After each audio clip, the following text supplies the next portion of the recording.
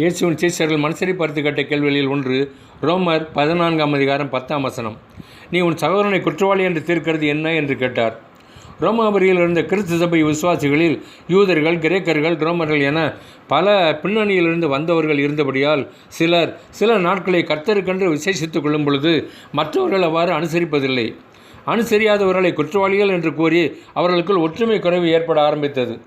அப்போது அப்போஸ்தலனாகிய பவுல், நாம் அனைவருமே கிறிஸ்துவுக்கு சொந்தமானவர்கள், எதை செய்தாலும் கிறிஸ்துவுக்காகவே செய்கிறோம், இப்படி இருக்க நீ உன் சகோதரனை குற்றவாளி என்று தீர்க்கிறது என்ன என்று கேட்டார்.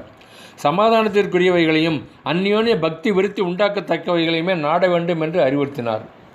எனது மனைவியுடன் பிறந்த 5 தங்கைகளுக்கும் ஒரு தம்பிக்கும் திருமணமாகி சொந்த பந்தங்களின் எண்ணிக்கை பெருகிவிட்டது.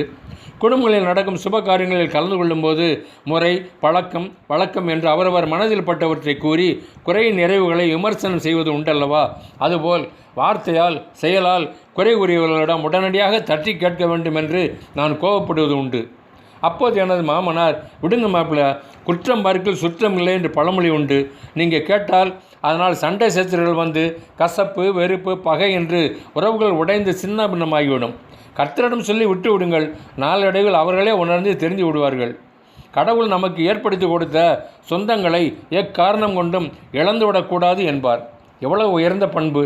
எனக்கு பிரியமானவர்களே, இந்த அநேக குடும்பங்களில் சிறு சிறு விஷயங்களில் குறைகள் கண்டுபிடித்து சண்டையிட்டு சமாதான குறைவாக வாழ்வதை கண்கூடாக காண்கிறோம் அல்லவா? நீங்கள் மனத்தாழ்மையும் நீடிய பொறியமையும் உடையவர்களாய் அன்பினால் ஒருவரையொருவர் தாங்கி சமாதான கட்டினால் ஆவியின் ஒருமையை காத்துக்கொள்வதற்கு ஜாக்கிரதையாக இருங்கள் என்று வேதம் போதிக்கிறது. எனவே கசப்பு வெறுப்புகளை மறந்து குறுகிய கால உலக வாழ்வில் கடவுள் நமக்கு கொடுத்துள்ள அனைத்து சொந்தங்களில் முழுமனதுடன் அன்பு கூர்ந்து ஒற்றுமையுடன் வாழ்வோமே.